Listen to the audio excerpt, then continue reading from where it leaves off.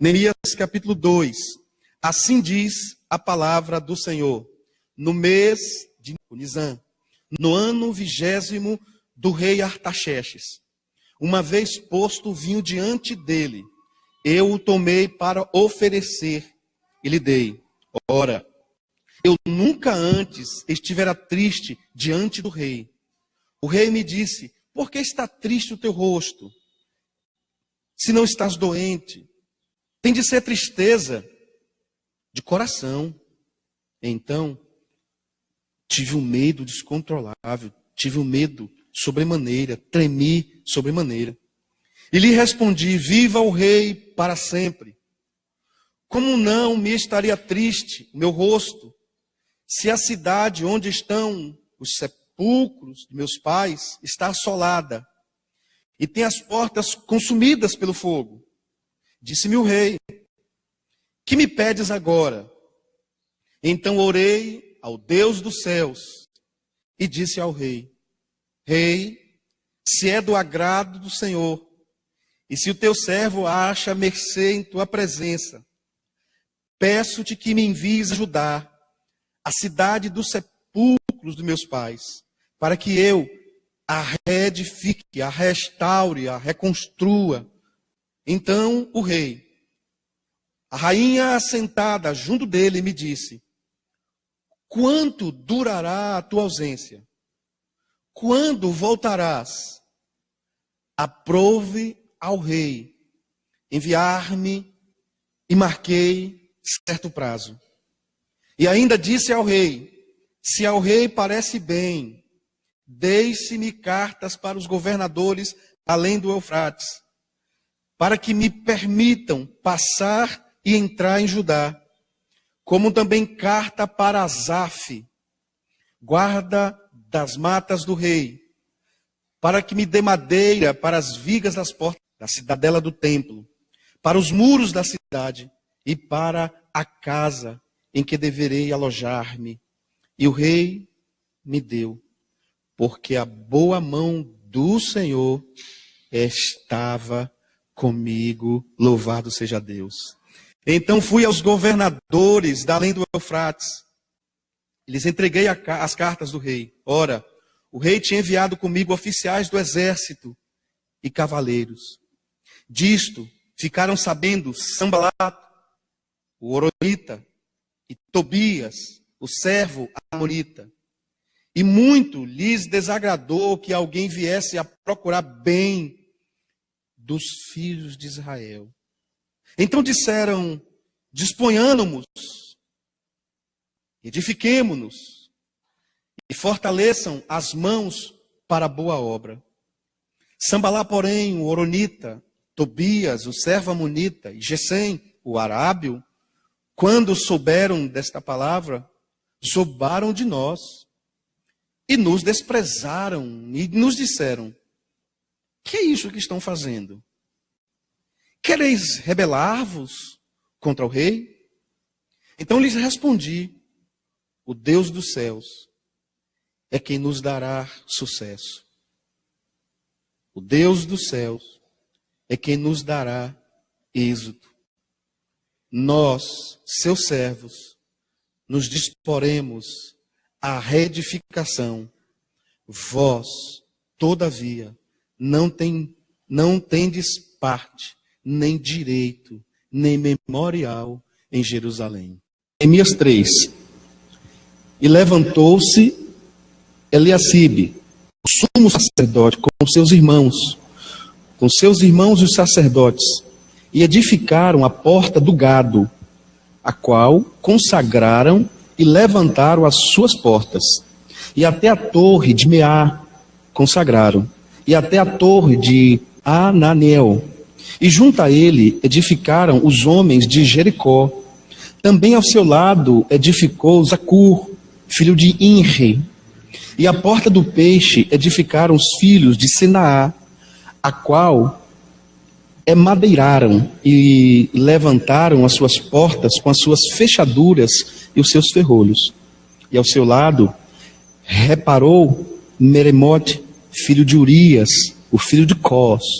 E ao seu lado reparou Mesulão, filho de Berequias, o filho de Mesabel. E ao seu lado reparou Zadok, filho de Baaná. E ao seu lado repararam os tecoitas, porém os seus nobres não meteram a mão, o seu pescoço ao serviço de seu senhor. E a porta velha repararam-na Jeoiada, filho de Passeia, e Mesulão, filho de Bessodeias. Estes a emadeiraram e levantaram as suas portas com as suas fechaduras e os seus ferrolhos. Observe bem, de agora em diante, toda vez emadeiraram com as suas fechaduras e os seus ferrolhos, significa assim: eu terminei o meu trabalho. Eu terminei aquilo que me deram para fazer. Observe que a obra foi feita a partir da construção e da restauração das portas. Algumas portas eram mais próximas umas das outras. Então, para facilitar a amarração entre uma porta e outra, então era necessário que começasse pela porta. Outros lugares, o espaçamento de uma porta para outra é muito longa. Então, ali tinha que pegar direto com o muro. Vou para o 7. E ao seu lado, repararam Melatias, o Gibeonita, e Jadon, Meronitita, homens de Gibeão e Mispa, que pertenciam ao domínio do governador Daquém do rio. Ao seu lado, reparou Uziel, filho de Araías, um dos ourives, e ao seu lado reparou Ananias, filho de um dos boticários. Algumas versões você vai ver filho de um perfumista. A palavra hebraica para perfumista é boticário, então algumas versões já aparece a expressão boticário, não é? Que é justamente a palavra correlativa para perfumista, de onde vem a palavra essência do perfume, ou do bom cheiro. É mais ou menos aquela palavra como um cheiro suave, como um boticário suave, entendeu? Então o boticário pega uma palavra bíblica, hebraica, para a construção do seu comércio, dos boticários, e fortificaram a Jerusalém até o muro largo. E ao seu lado reparou Refaías, de Ur, maioral da metade de Jerusalém.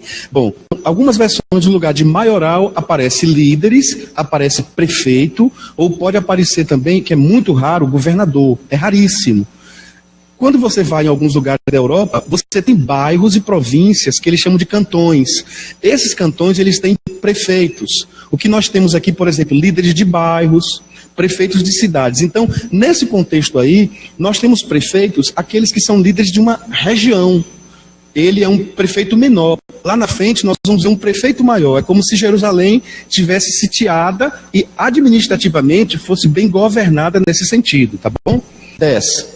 E ao seu lado reparou Gedaías, filho de Amurafe, e defronte de sua casa. Ao seu lado reparou Atus, filho de Asbaneias.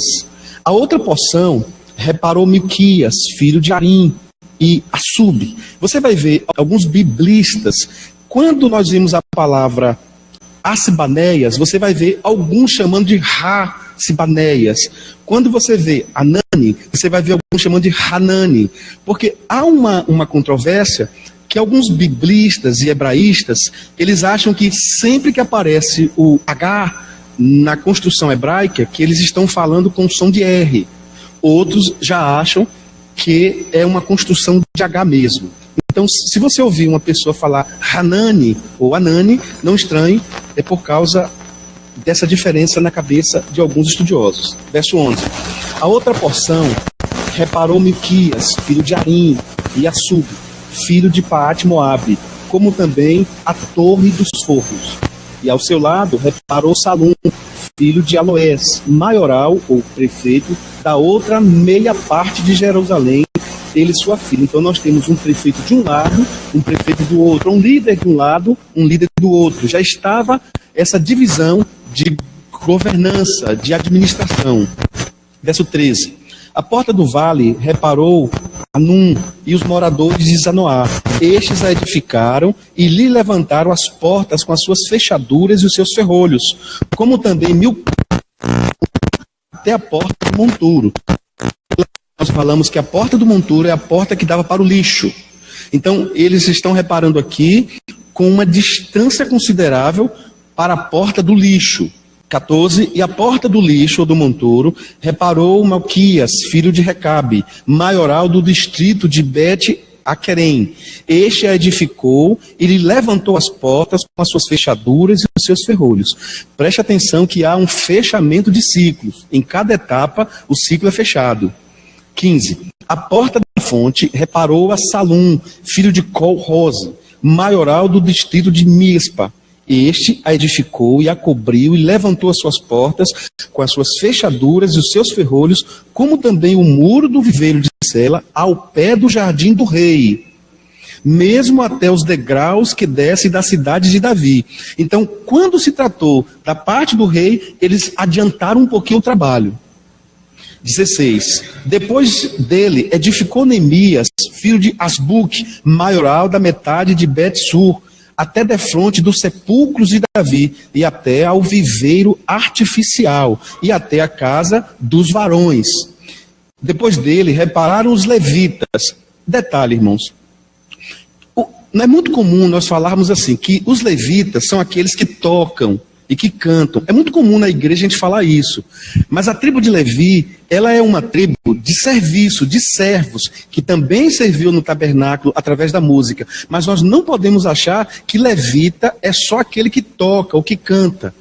Todos nós somos levitas, porque todos nós somos servos. O servo é um diácono. A palavra diácono é garçom, é aquele que serve. Então, se você ouvir alguém chamar Neemias de garçom ou de diácono, não tem problema, porque é a mesma palavra do hebraico para o grego. Então, Neemias, ele era um diácono nos tempos modernos. Só que ele não era um diácono da igreja, ele era um diácono de um rei. E ele servia a esse rei. Há teólogos que acham que Neemias servia a um rei só com vinho. Há uma outra classe de teólogos que acham que ele servia também com a comida. Eu penso que Neemias servia com o vinho e com a comida. Porque seria muito trabalho para o rei ter uma pessoa de confiança só para a bebida e uma pessoa de confiança só para a comida. Então, já havia alguém na cozinha que provava. Da cozinha até o palácio, naquele quase 25 metros de corredor, poderia acontecer alguma coisa. Então o que ele fazia? Ele tinha um homem de confiança ao lado dele. Por isso que o rei tem tanta intimidade com Neemias, que no capítulo 2, quando Neemias vai servi-lo, Neemias demonstra essa tristeza no coração. Depois deles, repararam os levitas, Reum, filho de Bani, ou de Bani. Ao seu lado, reparou Asatias, maioral da metade de Keila, no seu distrito. Depois dele, repararam seus irmãos Bavai, filho de Enadade, maioral da outra meia parte de Keila. Observe quantos líderes envolvidos no trabalho da restauração nós temos aqui. Observe que, se você for olhar bem, é capaz de ter mais líderes do que gente. Olha a responsabilidade de uma liderança. Ao seu lado, reparou Esser, filho de Jeshua, maioral de Mispa, outra porção defronte da subida para a casa das armas, a esquina. Então, eles já estavam chegando num lugar onde as armas eram guardadas. Mas observe que não há uma menção, uma sequer, de tentativa de se armarem para a batalha. O tempo todo, a arma deles, conduzido por Neemias, é a oração. Porque muitas pessoas, já ouviram uma pessoa dizer, mas Neemias não tinha nenhuma arma. Está aqui a prova. A restauração da casa das armas. Mas a casa das armas estava vazia. Será, irmãos? 20. Depois dele, reparou com grande ardor Baruque, filho de Zabai, outra medida, desde a esquina até a porta da casa de Eliabe, o sumo sacerdote. Depois dele, reparou Meremote, filho de Urias, o filho de Cós, outra porção, desde a porta da casa de Eliabe até a extremidade da casa de Eliacibe. Depois dele, repararam os sacerdotes que haviam na campina. Depois, repararam Benjamim, Assub, defronte da sua casa. Depois dele, reparou Azarias, filho de Maceias, o filho de Ananias, junto à sua casa. Depois dele, reparou Binuí, filho de Inadade, outra porção, desde a casa de Azarias até a esquina e até o canto. Pelau, filho de Uzai, reparou defronte da esquina e a torre que sai da casa real superior, que está junto ao pátio da prisão. Depois dele, reparou Pedaías, filho de Parós. Ora, os netinins habitavam em Ofel, até defronte da porta das águas. Então aqui nós vamos ver, das 10 ou 11 portas que aparecem, diretivamente nós temos 9, nós vamos perceber que agora aparece a indicação da porta das águas. Quem carregava águas nesse contexto, quando nós temos lá no Antigo Testamento, o carregamento de águas era feito só por mulheres. Só a mulher carregava água no cântaro no Antigo Testamento. Até quando você chega ali no fechamento do Pentateuco, você só tem indicação de mulher carregando. Quando nós chegamos em Neemias, essa porta das águas, talvez por estratégia militar, já é aguaceiros. Ou seja, a indicação que nós temos que era homens que entravam por aquela porta carregando águas. O que me leva a crer que, pelo menos nessa indicação aqui, o carregador de água, e se nós podemos fazer uma aplicação que a água é a vida, a água é Jesus, o carregador da água, o carregador de Jesus no seu lar, na sua casa, é o homem. Isso eu acho interessante. 27. Depois repararam os tecoitas, outra porção, defronte da torre grande e alta, e até o muro de Ofel. Depois, desde a porta dos cavalos, repararam os sacerdotes, cada um defronte da sua casa. Aparece aqui a porta dos cavalos. O que era a porta dos cavalos? A porta dos cavalos era uma porta especial porque ali passavam só os cavalos reais. Então só os cavalos do rei passavam por aquela porta. Era uma porta muito importante porque os cavalos do rei, ele tinha um cuidado muito melhor do que os escravos.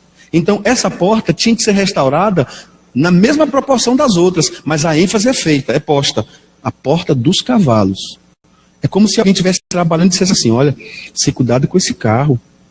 Esse é o carro do prefeito, para não arranhar. 29. Depois deles, reparou Zadok, filho de Imer, defronte de sua casa. E depois dele, reparou Semaías, filho de Sacanias, guarda da porta oriental. Então nós já temos agora uma outra porta. Essa porta oriental, ela já vai para o lado oposto daquilo que Neemias fez a primeira viagem dele da porta do vale.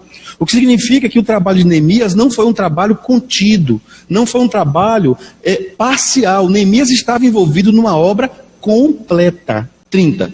Depois dele, reparou Ananias, filho de Semaí, de Selemias, e Anum, filho de Selate, o sexto, outra porção. Aqui nós vamos entender que dos filhos, observe bem, que dos filhos de Salaf, todos participaram da obra. Mas um, especificamente falando do sexto, ele foi distribuído, olha que coisa linda, a outra porção. Depois dele, reparou Mesulão, filho de Berequias, defronte da sua câmara. Depois dele, reparou Malquias, filho de um ourives, até a casa dos netinins e mercadores, defronte da porta de Mificade, e até a câmara do canto. E entre a câmara do canto e a porta do gado, repararam os ourives e os mercadores. Neemias, capítulo 4, assim diz a palavra do Senhor. Tendo Sambalá ouvido que edificávamos o muro, ardeu em ira e se indignou muito e escarneceu dos judeus. Então falou na presença de seus irmãos e do exército de Samaria e disse: que fazem estes fracos judeus? Permite-se-lhes isto? Sacrificarão? Darão cabo da obra apenas num dia?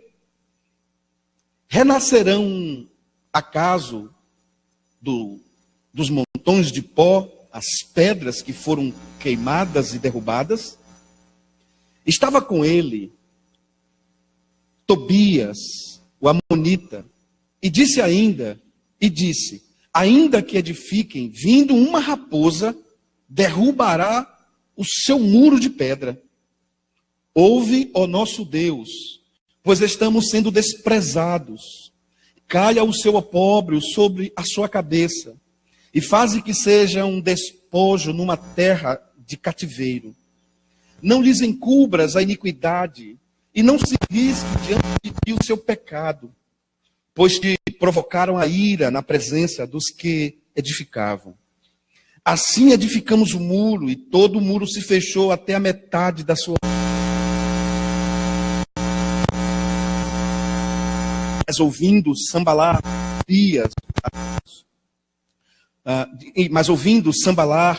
Tobias, os arábios, os amonitas e os asdoditas, que a reparação dos muros de Jerusalém ia caminhando avante e que já se começavam a fechar-se as brechas, ficaram sobremodo irados. Ajuntaram-se todos de comum acordo para virem atacar Jerusalém e suscitar confusão ali. Porém nós oramos, aleluia. Porém nós oramos ao nosso Deus e como proteção pusemos guarda contra eles de dia e de noite. Então disse Judá: já desfaleceram as forças dos carregadores e os escombros são muitos, de maneira que não podemos edificar o muro. Disseram, porém, os nossos inimigos: nada saberão disto, nem verão até que entremos no meio deles e os matemos. Assim faremos cessar esta grande obra.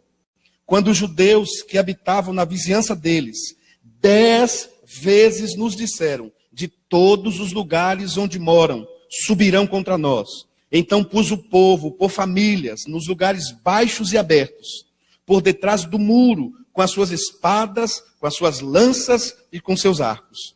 Inspecionei, dispus-me e disse aos nobres, aos magistrados e ao resto do povo: não tenham medo. Lembrai-vos do Senhor, grande e temível. Pelejai pelos vossos irmãos, vossos filhos, vossas filhas, vossas mulheres e vossas casas. E sucedeu que, ouvindo os nossos inimigos, que já o sabíamos e que tinha frustrado o desígnio deles, voltamos todos nós ao muro, cada um à sua obra. Daquele dia em diante, metade dos meus moços trabalhava na obra, a outra metade empunhava lanças, escudos, arcos e couraças. E os chefes estavam por detrás de toda a casa de Judá. Os carregadores que por si mesmos tomavam as cargas, cada um com uma das mãos fazia a obra e com a outra mão segurava a arma. Os edificadores, cada um trazia a sua espada à cinta ou cintura, e assim edificavam. O que tocava trombeta estava junto de mim.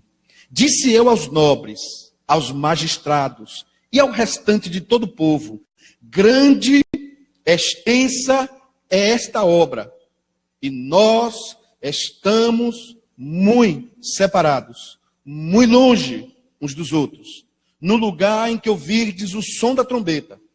Para ali correi a ter convosco. O nosso Deus pelejará por nós. Louvado seja o nome do Senhor.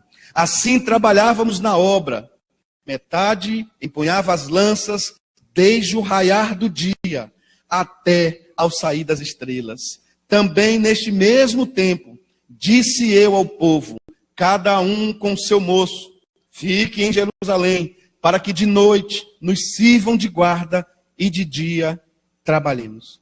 Nem eu, nem meus irmãos, nem meus moços, nem os homens da guarda que me seguiam, largávamos as nossas vestes. Cada um se deitava com as armas à sua direita. Neemias, capítulo 5. Diz assim a palavra do Senhor: foi grande, porém, o clamor do povo, das suas mulheres, contra os judeus, seus irmãos. Porque havia os que diziam: somos muitos, nós, nossos filhos, nossas filhas, que se nos dê trigo, para que comamos e vivamos. Também houve os que diziam: as nossas terras, as nossas vinhas, as nossas casas estão hipotecadas, para tomarmos trigo nesta fome. Houve ainda os que diziam: tomamos dinheiro emprestado até para o tributo do rei, sobre as nossas terras e sobre as nossas vinhas. No entanto, nós somos da mesma carne como eles, os nossos filhos são tão bons como os filhos deles. E eis que sujeitamos nossos filhos e nossas filhas para serem escravos. Algumas de nossas filhas já estão reduzidas à escravidão. não está em nosso poder evitá-lo, pois os nossos campos e as nossas vinhas já são de outros. Ouvindo eu, pois, o seu clamor e estas palavras, muito me aborreci. Depois de ter considerado comigo mesmo, repreendi os nobres, os magistrados, e lhes disse: sois usuários, cada um para com seu irmão. E convoquei contra eles um grande ajuntamento. Disse-lhes: nós resgatamos os judeus, nossos irmãos, que foram vendidos às pessoas segundo nossas posses. E vós, outra vez, negociareis vossos irmãos, para que sejam vendidos a nós? Então se calaram e não acharam que responder. Disse mais: não é bom o que estão fazendo. Porventura, não deveis andar no temor do nosso Deus, por causa do opróbrio dos gentios, dos nossos inimigos? Também eu, meus irmãos e meus moços, lhes demos dinheiro emprestado e trigo. Demos de mão a esse empréstimo. Restituí-lhes hoje, vós, eu peço-vos, as suas terras, as suas vinhas, os seus olivais, as suas casas, como também o centésimo do dinheiro, do trigo, do vinho, do azeite que exigistes deles. Então responderam: restituí-lhes-emos, e nada lhes pediremos. Faremos assim, como você está dizendo. Então chamei os sacerdotes e os fiz jurar que fariam segundo a sua palavra prometida. Também sacudi o meu regaço e disse: assim o faça Deus, sacuda de sua casa, de seu trabalho, todo homem que não cumprir esta palavra, esta promessa. Seja sacudido e despojado. E toda a congregação respondeu numa só voz: amém, assim seja. E louvaram ao Senhor, e o povo fez segundo a sua promessa. Também, desde o dia em que fui nomeado seu governador na terra de Judá, desde o ano 20 até o ano 32 do rei Artaxerxes, 12 anos, nem eu, nem meus irmãos comemos o pão devido ao governador. Mas os primeiros governadores, que foram antes de mim, oprimiram o povo e tomaram pão e vinho, além de 40 ciclos de prata. Até os seus moços dominaram sobre o povo.